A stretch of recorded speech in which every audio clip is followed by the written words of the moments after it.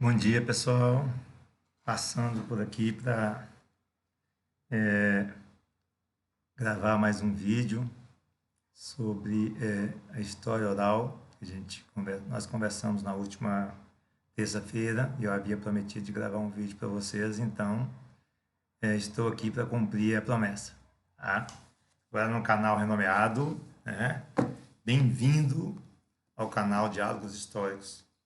Agora não é mais Jadir Gonçalves Rodrigues, é Diálogos Históricos, tá bom? Onde eu pretendo gravar, inclusive, algumas participações de outros professores, enfim, sobre temas de ensino da história e sobre temas de interesse da história, pensando fontes, pesquisa, documentos, métodos, enfim, tudo aquilo que interessa nesses momentos iniciais do vosso curso, tá bom? Então é isso, vamos ao nosso conteúdo. Canal Diálogos Históricos, não é? Vamos ver se ele se apresenta como um canal que pode ter alguma repercussão. Eu espero que seja útil para as pessoas, de uma maneira geral, para as pessoas que apreciam o estudo de história, para as pessoas que apreciam os diálogos históricos, que é essa relação contínua entre passado e presente, que é essa tentativa de conhecer quem fomos, sabe, para transformar aquilo que somos hoje, a nossa atualidade, para tentar transformar, inclusive, a nossa realidade, né? Uma realidade tão difícil, particularmente no Brasil, tá? Por várias razões que não cabe aqui mencionar nesse momento. Mas vamos direto, então, para o nosso tema de hoje, tá bom? Então, eu tentei nomear aqui a nossa aula da última terça de metodologia e produção de história oral, tá? Ou em história oral, não é? Pensando história oral e memória, porque são básicos, né? São basilares, indelevelmente ligados, conectados, tá bom? Não se pensa na produção de história oral se você não trabalha com os elementos específicos de uma memória, seja ela coletiva, como diz Halbar, ou seja ela uma memória de velhos, não é? Você tem uma série de pressupostos e de premissas que nos remetem a a importância, a grande importância da história oral, enquanto uma possibilidade de estudo, de reflexão, de análise da das ações do ser humano sobre a Terra, o planeta. Particularmente é uma história vista de baixo, né? Uma história da base, tá bom? Então, a nossa disciplina é formação do conhecimento histórico, né? A gente está aqui, estamos aqui falando para o pessoal do primeiro período. Sejam muito bem-vindos ao meu canal, tá? E a ideia é pensar um pouco a técnica sabe, a técnica de pesquisa e o registro da informação, a transcrição das fontes e constituição de arquivos para trabalhos que são realizados na seara da história oral, tá ok? Bom, a respeito do método, sabe, o que nós temos na história oral é uma construção contínua de fontes, né, e documentos que são provocados na medida em que, por exemplo, nós resolvemos pesquisar a vida dos trabalhadores no comércio em Uberlândia, sabe? Nós nos dirigimos a esses comércios, marcamos um horário com os trabalhadores e fazemos uma entrevista. A gente está produzindo fontes para o futuro, para a interpretação, para que se possa dimensionar, sabe, qual que é a posição desse trabalhador no comércio urbano de Uberlândia, sabe, a partir dele mesmo, tá? E são documentos provocados, objetivamente. São questões metodológicas sobre a constituição do conhecimento que são relevantes para qualquer seara, seja para o estudo da cultura, das mentalidades ou do imaginário, da economia, da política, enfim. Tá? Na verdade, quando eu penso a oralidade, eu devo estar muito atento a três questões básicas. Sabe? Primeiro, essa tradição oral. Porque em sociedades antigas, onde não se tem o desenvolvimento da escrita, o conhecimento é passado oralmente. A tradição oral tem uma importância fundamental, sabe? Que é o conhecimento que é passado oralmente dos mais velhos para os mais novos. E tem sempre alguém que é portador desse conhecimento. Como no caso do Vão do Moleque, em Cavalcante, não é? Que a dona Valeriana é uma senhora que é portadora de boa parte do conhecimento daquela comunidade tão importante que se localiza no estado de Goiás e que tem sofrido com a predação das indústrias mineradoras, enfim. E é uma pena, né, que pessoas que moram bem próximos a Cavalcante, a Vão do Moleque, não conhecem e não se atentam para esse processo predatório e para a necessidade de preservação dessa comunidade, tá? Essa tradição oral, ela se funda basicamente nas memórias e naquilo que a pessoa narra, né? Na vivência das pessoas sem história, como, por exemplo, se pensamos os analfabetos. Eles são pessoas sem história, eles são pessoas sem memória. O conhecimento deles não tem nenhum valor. Não é importante saber como eles pensam para nós compreendermos melhor o mundo em que vivemos. Enfim, tá? E, particularmente, a história oral serve para definir identidades. Não a identidade que eu atribuo ao grupo, né? Mas a identidade, como que a pessoa se auto-identifica. Por exemplo, pensando os trabalhadores do comércio de Uberlândia. Poderíamos pensar os analfabetos no município de Formosa, sabe? Ou então, as pessoas acima de 60 anos que estavam, né, estudando no EJA, sabe? Ensino de jovens e adultos. Enfim. Bom, a história oral, ela, por excelência, ela se fundamenta em um método interdisciplinar, ou seja, você tem a história, você tem a sociologia, você tem a antropologia, você tem a linguística, a psicologia, jornalismo, são áreas conexas, sabe? Que fornecem conceitos instrumental para que essa pesquisa, para que esse estudo seja o mais eficiente, o mais bem fundamentado, sabe, possível, que for possível, tá? Bom, quando eu penso na estruturação da história oral no Brasil, no nosso caso, a história oral ela começa a se desenvolver a partir da década de 1950, 1960, a ideia dos anos metódicos, sobretudo para o conhecimento histórico, quando você imagina o positivismo de Ranke no século XIX, o marxismo, sabe? Ou a teoria socialista, né? Que foi projetada por Karl Marx e Friedrich Engels, particularmente a noção de dialética, particularmente o materialismo histórico, tá? E você chega aos análises, né? Que propõem uma história interdisciplinar, que propõem uma problematização, lembrando que os análises eles são fruto específico daquele contexto de crise da década de 1929, 1930.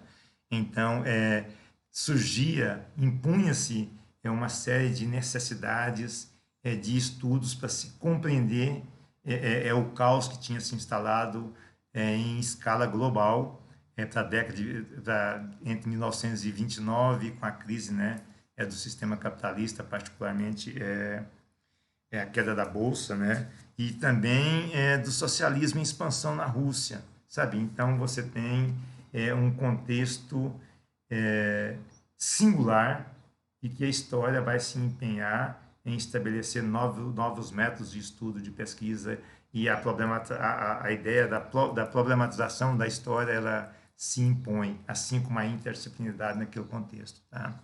E é assim que a gente vai chegar nos anos de 1950, 1960, com esses anos metódicos, né, de busca de caminhos para estudo de temas relacionados à humanidade, aos aspectos sociais do caminhar do ser humano sobre o planeta, e considerando esse contexto cada vez mais complexo, mais plural, conflituoso, lembrando que na década de 1930 a gente passa, e 20 e 30 a gente passa pelo fascismo, pelo nazismo, embora tenhamos isso agora em 2020 de novo, não é?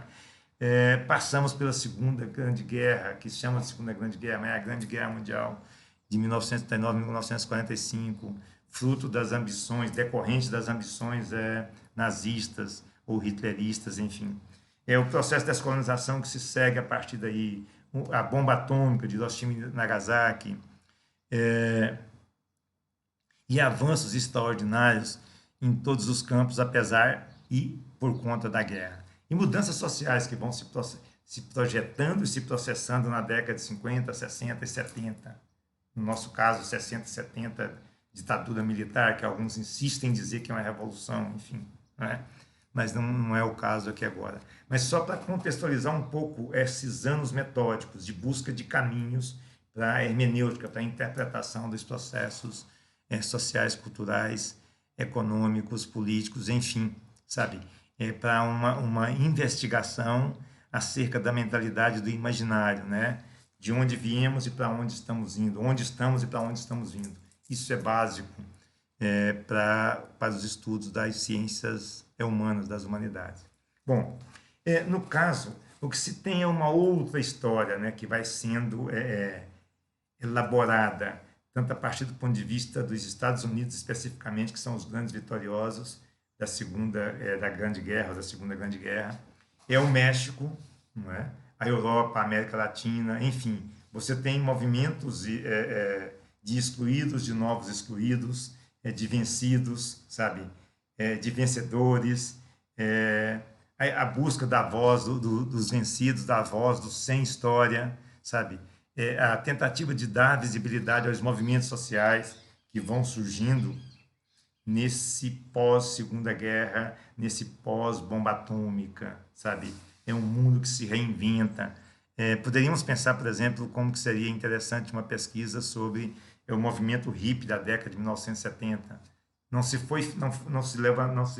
elaborou fontes e documentos naquele período, tantas entrevistas que poderiam ter sido feitas, enfim, para que nós pudéssemos situar o movimento hippie naquele turbilhão de mudanças culturais, sabe, de reivindicações, inclusive das mulheres, tá bom? Que a história das mulheres também é desse mesmo período.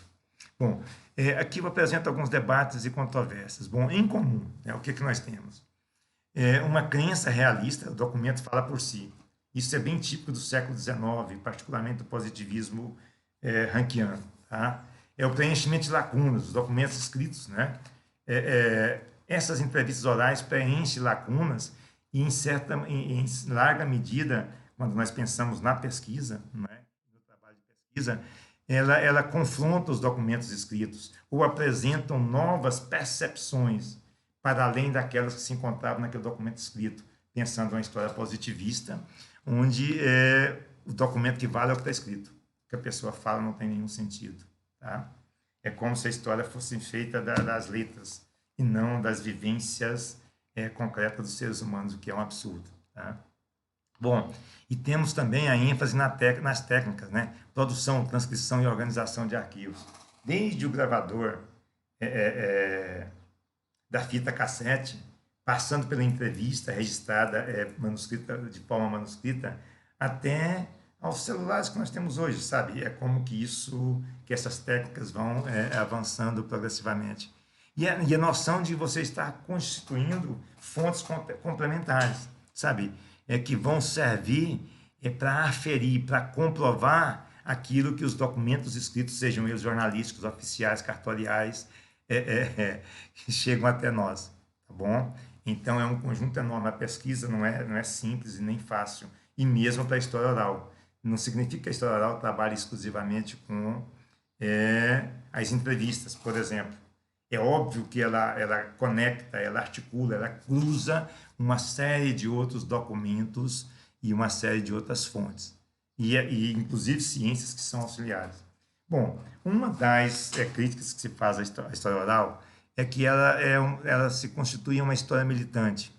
Por quê? Porque vai dar voz para os vencidos. Quem é que está falando isso? O grupo conservador, sabe? Aquele que tem um olhar vertical, que acredita que a verdade emana de cima para baixo, ou seja, o que fala o presidente da República é verdade, o que o povo fala não tem nenhum sentido. Sabe? É uma história conservadora, são produtores, não, na verdade não são produtores, são reprodutores de uma história que já está dada pelos textos dos grandes homens, das grandes personalidades.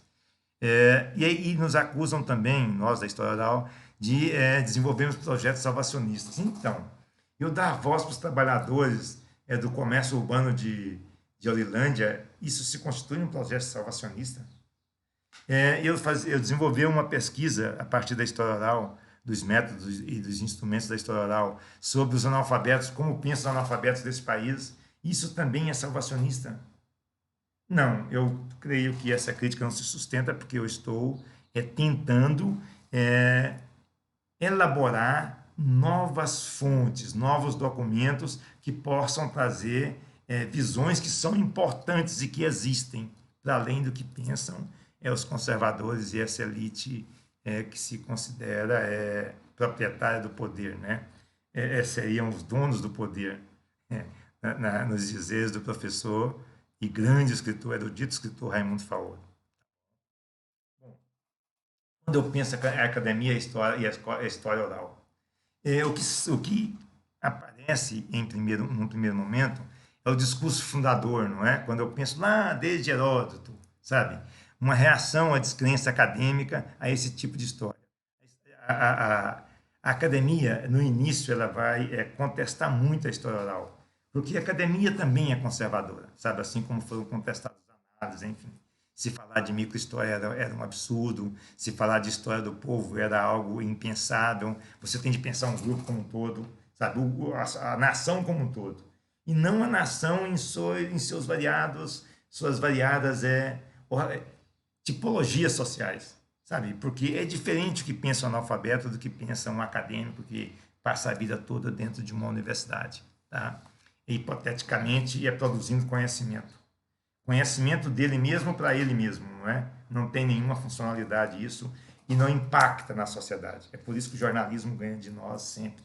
E agora, com a profissionalização do historiador, isso se torna mais relevante ainda. Bom, quais são as reações, né, dessa academia? São conservadoras de descrédito da memória. Olha só, como que você vai atribuir um descrédito à memória?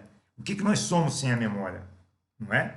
Como que nós vamos saber quem fomos e como que vamos poder definir quem somos ou dizer para onde vamos, se nós não trabalhamos com a nossa memória, não consideramos a nossa memória e a memória como um todo, sabe? Um povo sem memória é um conjunto de zumbis. É uma realidade pós-apocalíptica, sabe? Enfim, e descrédito da memória e da oralidade, de uma maneira mais geral. E a ênfase nos documentos escritos. Eles falam a verdade. De novo, é o positivismo na década de 1960 e 1970. Sabe, não se supera essas tendências, essas correntes historiográficas e metodológicas tão facilmente assim. Bom, e tem também reações não conservadoras, sabe? Que vão questionar, sabe?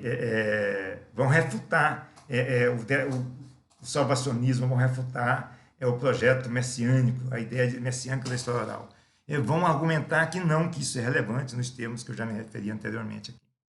Bom, quanto ao método, né, pensando o mundo de uma maneira geral, a longa duração, sabe, ela tem uma relevância muito grande para você estabelecer esse consenso mais geral e perceber continuidade e descontinuidades nesse processo.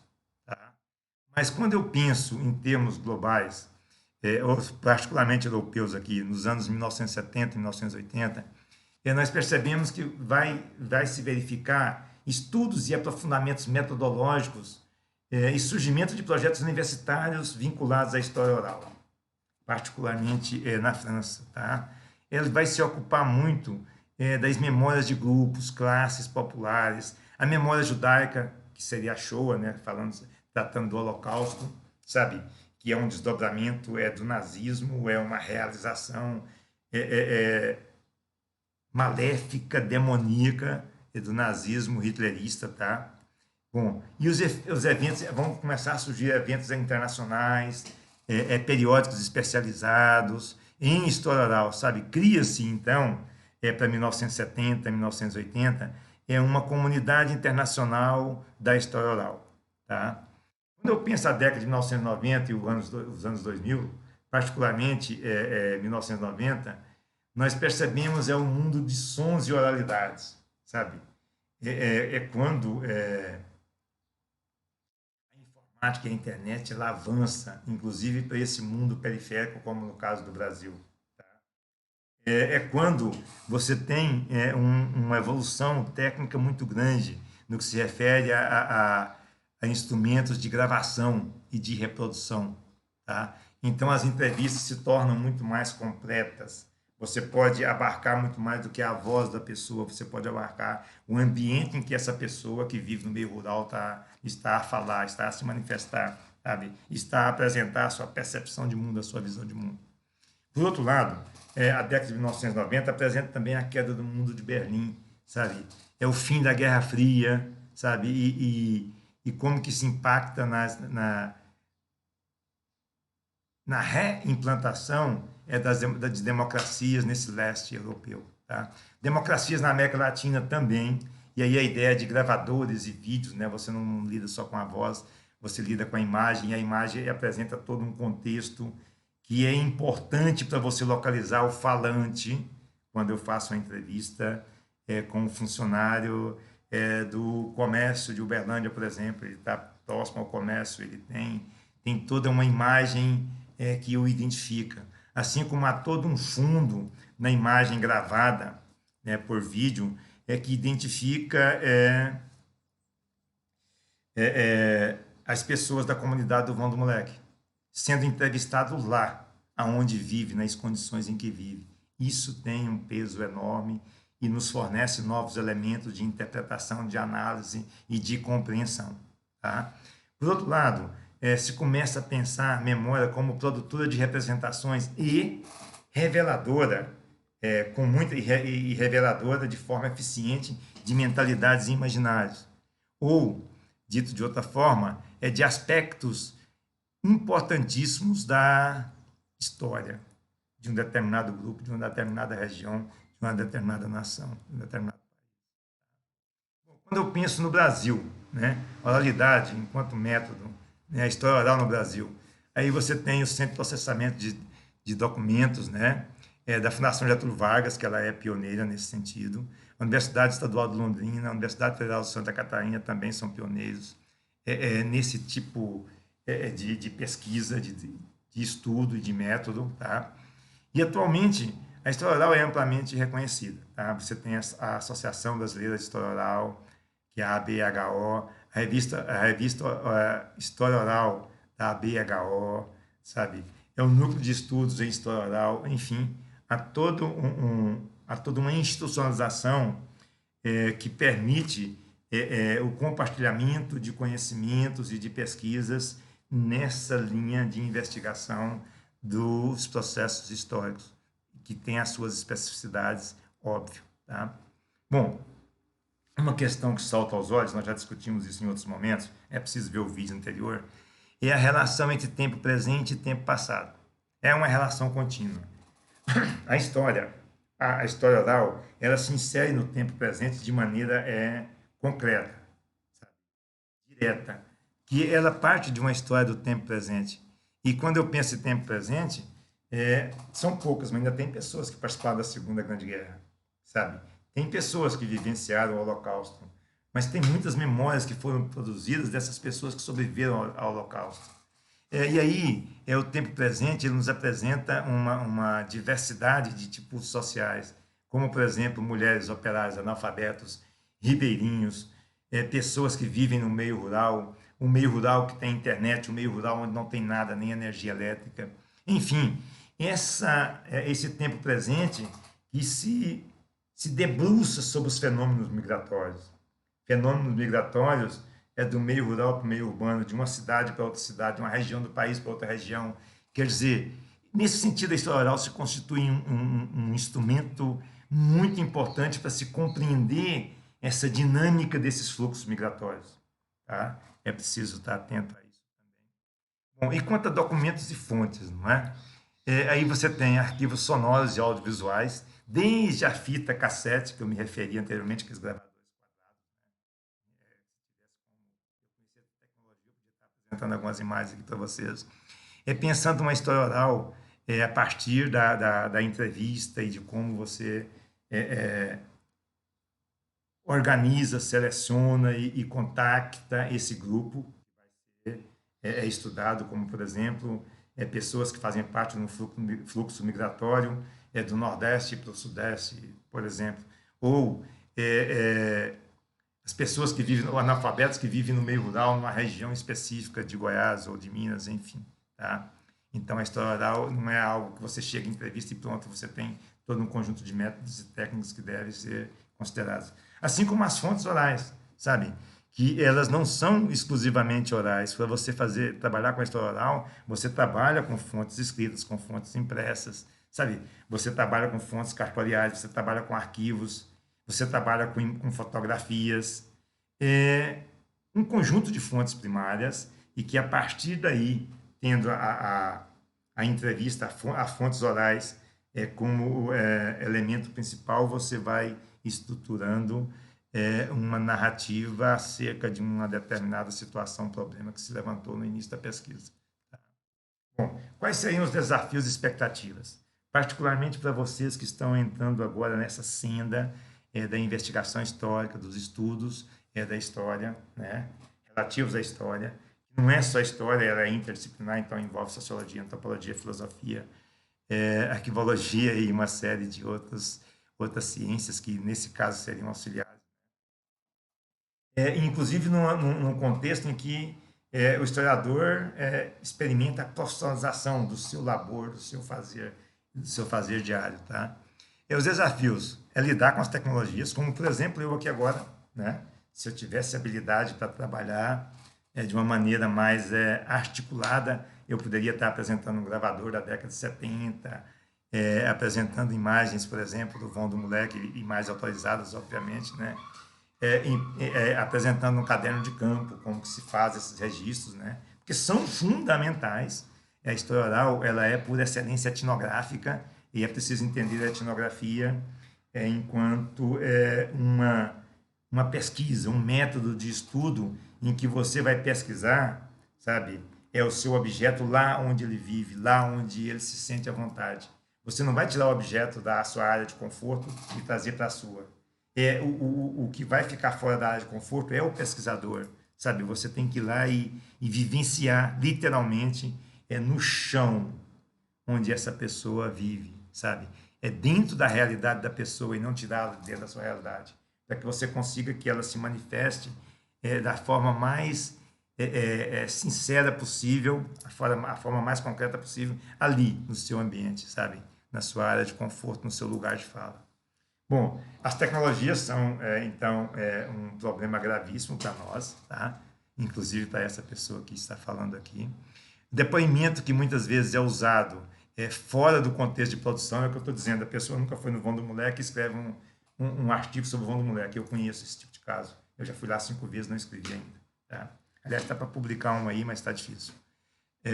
Bom, ou então fora de contexto de você fazer pesquisa com uma pessoa que já foi analfabeta e não é mais.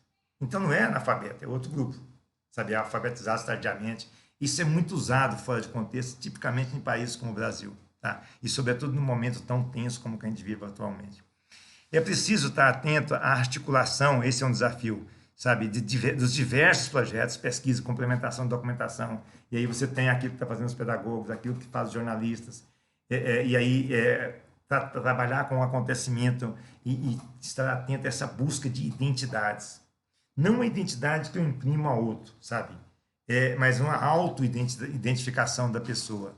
Quer dizer, os funcionários do comércio de Uberlândia se sentem, se entendem, se percebem enquanto uma classe? Ou você tem subdivisões entre esses funcionários do comércio? Sabe, existe uma identidade de funcionários do comércio? Há um consenso de que existe uma identidade das pessoas que vivem no meio rural, onde não tem energia elétrica, por exemplo. Há uma identidade das pessoas que catam papéis na rua, sabe?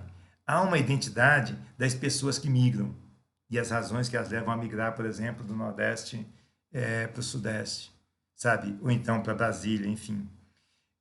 Isso é importante, tá? E aí você percebe quando você busca essas entidades que você descobre os analfabetos. É igual esse governo aí, descobriu que tem pessoas que eram invisíveis, e eu acho que continuam sendo invisíveis, mas enfim, não vou entrar nessa seara. Mas esse é um grupo, sabe, que poderia se pesquisar sobre ele, contextualizando-o, tornando-o tangível, concreto, tá? E único, singular. E aí, por exemplo, um desafio é trabalhar com memórias traumáticas, Sabe, como que você vai usar esse depoimento, né? Fruto de memórias traumáticas, sabe? Como, por exemplo, o Holocausto, guerra, regimes totalitários, campos de extermínio.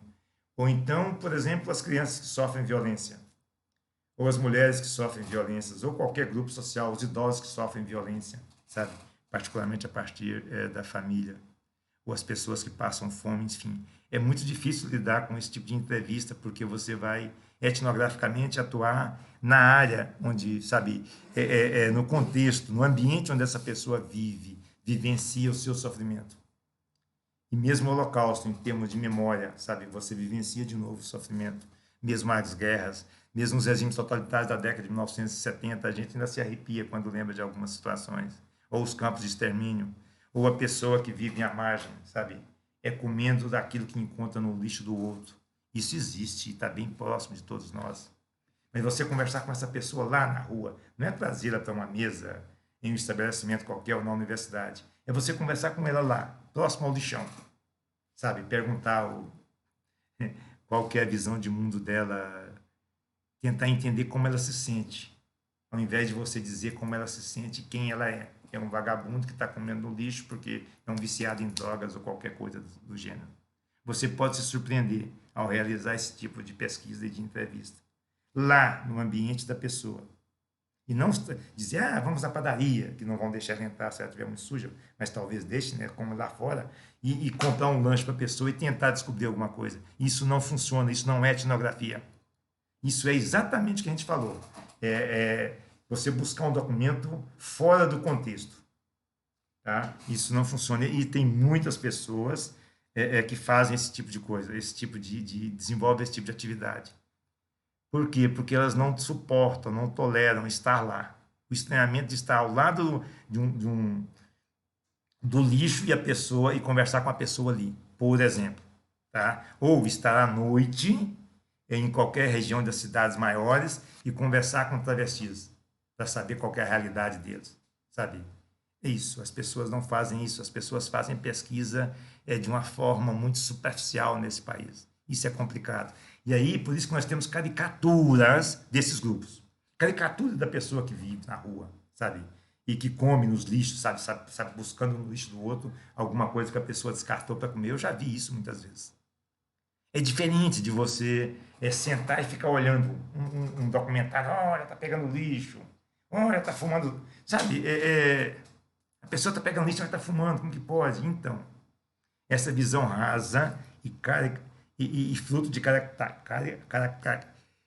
de você ficar criando caricaturas, sabe?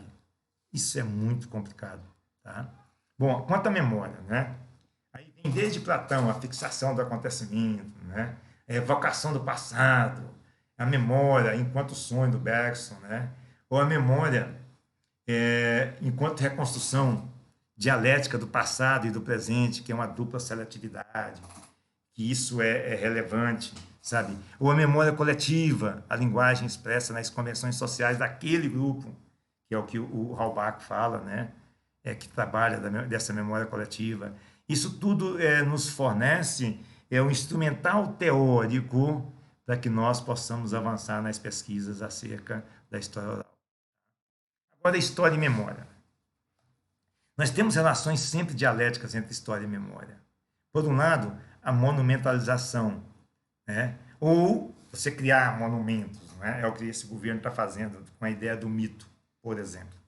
Ou a desconstrução dos mitos, ou visões hegemônicas de alguns grupos, no caso do Brasil, isso é relevante, e vamos ter muitas pesquisas sobre isso nas próximas 2 décadas. Ou desconstrução das visões hegemônicas da historiografia e da memória. Isso é o Jacques Legoff que afirma, né? Porque há algumas visões hegemônicas. Lembre-se do que eu falei sobre 1960, 1970, 1950, 1960, que a história oral era tida como inválida, como uma apoteose, sabe? Ou como uma história politizada. É isso, tá? É nesse sentido que o Jacques Legoff defende a desconstrução dos mitos e das visões hegemônicas, porque a historiografia tem que se renovar sempre. Surge sempre instrumentos e métodos para você lidar com novas nuances, com novos aspectos da sociedade e do ser humano. E é do ser humano que vem a história, sabe? E não de grupos pensados abstratamente aqui de longe. É preciso o fazer, sabe? Há o aspecto concreto, o aspecto prático da investigação histórica. E a história oral faz isso muito melhor do que outros ramos de investigação. Bom, pensar a história oral como método, né? Há uma série de vídeos que dá para você estudar sobre isso, tá? Estão disponíveis, sobretudo no YouTube. É preciso levantar a problemática da pesquisa, é a primeira coisa, né? Estabelecer os tipos de entrevistas, sabe?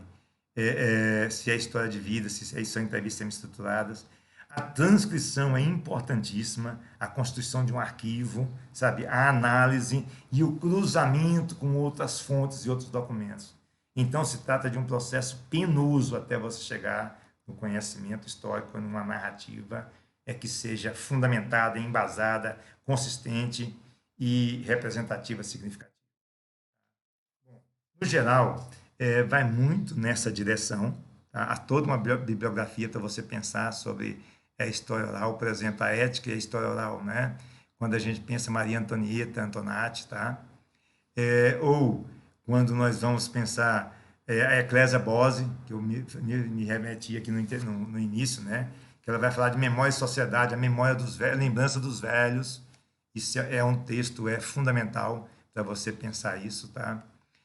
Ou então, a Lucília de Almeida Neves, né? História Oral, Memória, Tempo e Identidades, tá? Que é de 2006, é da UFMG, de Belo Horizonte.